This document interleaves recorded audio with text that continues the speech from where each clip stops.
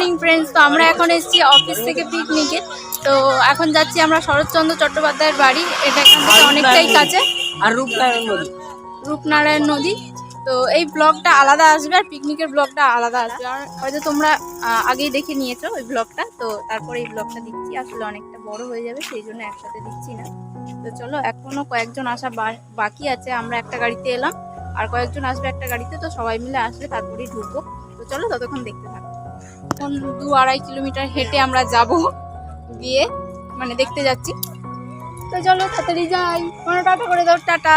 তোমরাও দেখো। তো পেছনে আসছে আমাদের গ্যাং। ওই কই দেখা যাচ্ছে না কাউকে, সবাই পেছনে কেন চলে গেল? দেখো এই সবাই মিলে আমরা যাচ্ছি। তো এখান থেকে লম্বা রাস্তা, সোজা রাস্তা আমাদের হেঁটে হেঁটে এখন যেতে হবে। এই হেলমেট গুলো এখানে কি করছে? শুকনো হচ্ছে নাকি? লোক তো তুলে নিয়ে চলে যাবে।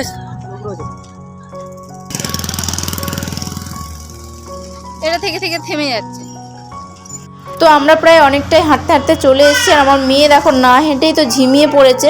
তো চলো আমরা এখন হেঁটে হেঁটে যাচ্ছি। আর সেরকম আমাদের কোনো অসুবিধা হচ্ছিল না হাঁটতে, কারণ আমার অনেকটাই হাঁটার অভ্যাস আছে। আর এদিকে দেখো সবাই তো হাঁটতে পারছিল না, সেই জন্য আর কি গাড়ি ভাড়া করে নেওয়া হয়েছে। তো সবাই মিলে এখন গাড়িতে উঠে গেছি। তো চলো ফাইনালি যাওয়া যাক, তারপর কথা বলছি। আমার সত্যিকারের নাম আছে নায়ার। হ্যাঁ আমার ভুলে গেছি। নায়ার আমি জানি। তারপর আমার ডাক নাম আছে আর্য। আমি ভাবলাম তুমি মনে ভুলে গেছো। আমার তো এখানে দেখো আমরা একটা গাড়ি করে এসে লেবেছি। আর এরপরে আরো সবাই যারা বাকি ছিল তারাও সবাই চলে এসছে। তো এই যে পেছনে এটা কি এর না, ওনার নাম হয়তো সুমিত বা সুমির কিছু একটা হবে, তো আমি ভুলে গিয়েছি। তো এরপর আমরা যাচ্ছি। তো আমি ফার্স্টে ভাবছিলাম যে এই বাড়িটা হয়তো, কিন্তু এই বাড়িটা না। সামনেই দেখতে পাচ্ছে সুশান্তদা যাচ্ছে। তো উনি আমাদের রাস্তা দেখিয়ে দেখিয়ে নিয়ে যাচ্ছে। আমি ফার্স্টে ভেবেছিলাম ওই বাড়িটা, কিন্তু না, তার পাশ থেকে আর কি গলি দিয়ে ঢুকে এই যে আমরা বাড়ির সামনেটায় প্রায় চলেই এসেছি। তো এই যে আমরা ঢুকছি। আমার মেয়ে দেখো আবার ঘুমিয়ে পড়েছে, একটা কিছু দেখবে তো আগেই ঘুমিয়ে অস্থির। তো ফার্স্টে বাড়িতে ঢুকেছি। আর দেখতেই পাচ্ছ বাড়িটা কতটা সুন্দর। আর এটা কিন্তু মাটির বাড়ি দোতলা। তো বাড়িটাতে ঢুকবো তার আগে বাইরেটা দেখো কত সুন্দর, চারিদিকে গাছপালা লাগানো, ফুল গাছ ফল গাছ চারিদিকে ভর্তি। তো এখানে কিন্তু অনেক লোকজনই এসছে ঘুরতে দেখতে। তো চলো ফার্স্টেই আমরা এদিকটাতে যাচ্ছি। এখানে একটা মূর্তি রয়েছে বাড়ির উঠানের মধ্যেই।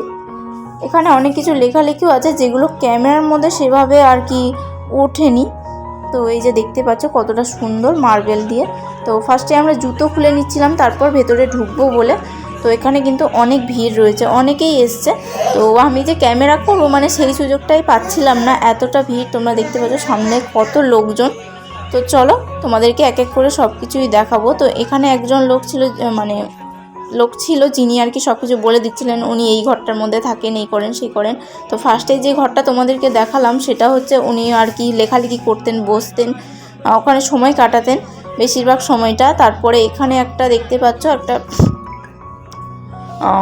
লেখা রয়েছে অনেক কিছু। উনি কত বছর এই বাড়িতে কাটিয়েছেন, কবে মারা গেছেন, ওনার বিখ্যাত লেখা, কবিতা, উপন্যাস, গল্প, এই সব কিছু। তারপর এটা এসেছিলাম আর কি ওনার রুমে, ওনার শোবার রুমে। এখানে একটা ঘড়ি রয়েছে, এদিকে হ্যাঙ্গার রয়েছে। তারপরে দেখতে পাচ্ছ অনেক বইপত্র রয়েছে আলমারিতে। আর এদিকে শোবার জায়গাটা দেখো কতটা সুন্দর।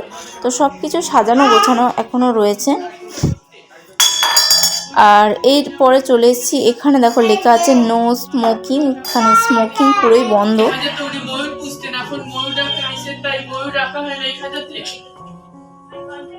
তো তোমরা শুনলে যে এই জায়গাটার মধ্যে ময়ূর রাখা হতো, ওনারা বলছিলেন। তো এখন না যেহেতু রাখা হয় না, তো সেই জন্য নেই। আর এই যে দেখো এখানটা, এটা হলো ঠাকুর ঘর হয়তো। এই যে একজন বসে আছে, উনি হয়তো পুজো করছেন। তো ভেতরে ঠাকুর রয়েছে। আর আমরা চলে যাচ্ছি এবার দোতলার রুমে।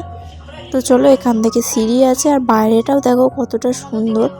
আগে নাকি পুরো এই পুরো ঘরের গা থেকে নদীটা ছিল, এখন আর নেই। তো চলো ওপরে যাওয়া যাক, ওপরে কি আছে তোমাদেরকে দেখাই।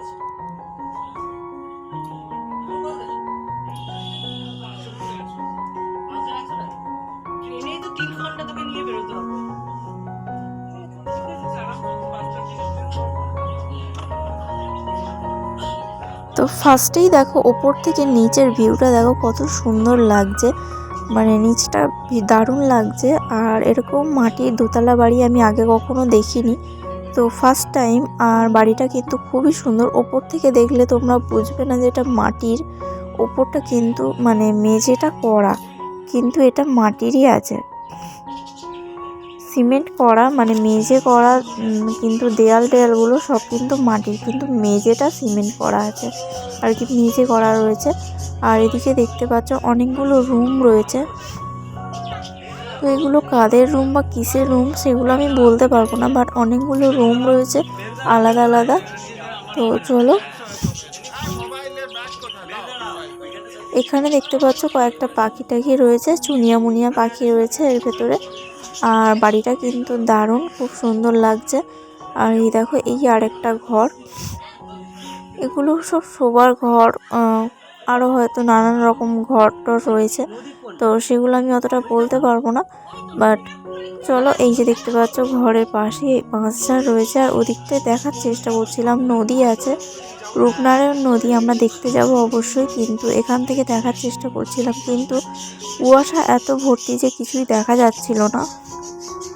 তোমরা দেখতে পাচ্ছ কিনা লক্ষ্য করো, অনেকটা দূরে কিন্তু নদী, আর আগে এই যে পাশে দেখতে পাচ্ছ জায়গাটা দেখা যাচ্ছে, অতটা দেখা যাচ্ছে না, যখন যাব তখন তোমাদেরকে দেখাবো।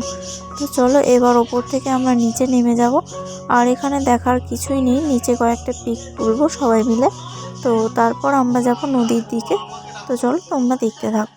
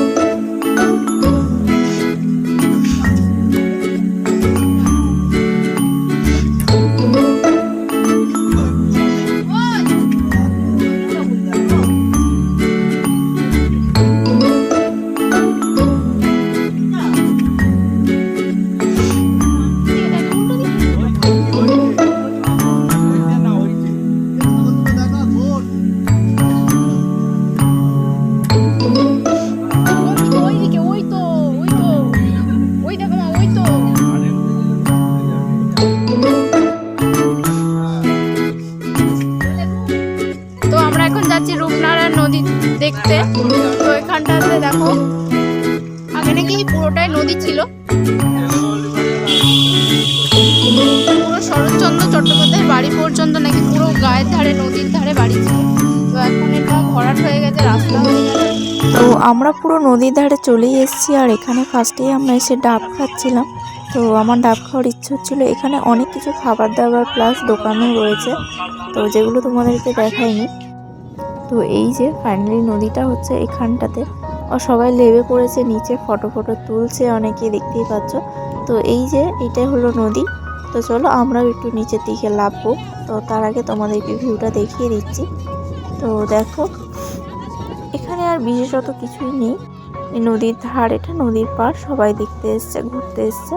আর উপরে অনেক রকম খাবার দাবার, আর বলতে গেলে এটা খুব ভালো পিকনিক স্পট।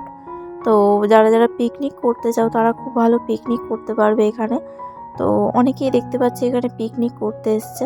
তো পিকনিক করার জন্য খুব ভালো একটা জায়গা, খোলামেলা জায়গা, চাইলে এরকম একটা জায়গা খুবই ভালো। তো বন্ধুরা, তোমরা কেমন লাগলো অবশ্যই জানাবে, আর ভিডিওটা এখানেই শেষ করছি। তো ওখানে নদীতে ঘুরে টুরে এসে আমরা আবার চলে এসেছি দেখো শরৎচন্দ্র চট্টোপাধ্যায়ের বাড়িতে। এই সামনে দিয়ে যাচ্ছি, এবার গাড়িতে উঠবো। তো ভিডিওটা এখানেই শেষ করছি। ভিডিওটা যদি ভালো লেগে থাকে তাহলে অবশ্যই like, comment, share and subscribe করে দিও। আর চ্যানেলে নতুন হয়ে থাকলে অবশ্যই চ্যানেলটা সাবস্ক্রাইব করে। টাটা।